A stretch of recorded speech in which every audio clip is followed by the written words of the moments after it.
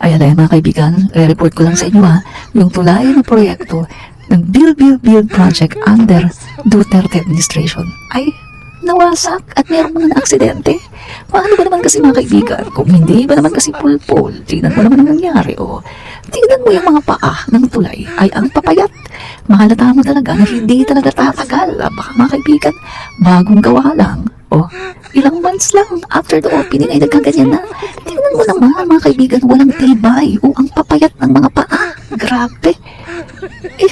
Sabi nga mga kaibigan, sa lahat ng mga itinatayo na gusali, mga bridges, kahit ano pa yan, mahalaga ang pundasyon, mahalaga ang mga poste, yung foundation, kailangan mahalaga yan. Kaya nga kailangan kasi mahalaga. tingnan nyo mga kaibigan, ang papayat ng paa. So sa tingin nyo, tatagal yan. Natural, hindi, kaya nga bumagsak, di ba? At tingnan nyo naman yung mga arko, yung mga design na arko. Pag tinignan mo yung mga arko, mukhang mas mabigat pa kaysa doon sa mga paa. My God, sino nag-design yan? At saka isa pa hindi ba nakita ng dating Pangulong Duterte yan na pangit ang design? Bukod sa pangit ang design, makakalata mo na walang tibay. Mukhang mas mabigat pa yung mga arko kaysa dun sa mga paa na ang papayatot.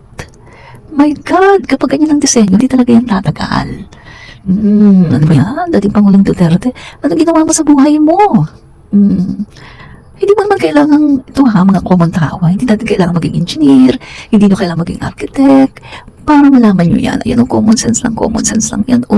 Tingnan nyo naman tingnan nyo naman yung design yan, bukok talaga yung Pangulong nagpagawa nito. Sa design pa lang, alam mo lang, madaling masira. Mukhang mas mabigat pa ang mga arko kaysa mga paa ng tulay. Di ba totoo naman? Huwag yung sabihin hindi totoo. Ayan, tingnan nyo. Ito lang naman ang gawa ng dating Pangulong Marcos Sr.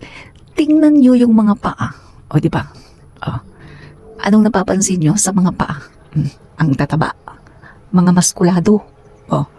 Tapos tingnan nyo yung design ng tulay.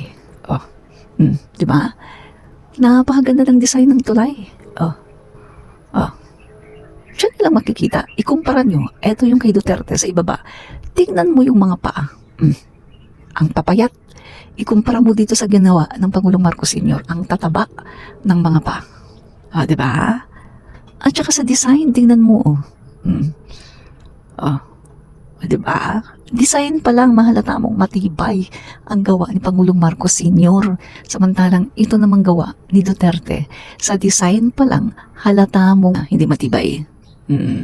Grabe pati sa tulay ba naman? Ano na, dating Pangulong Duterte, anong ginawa nyo? Korupsyon.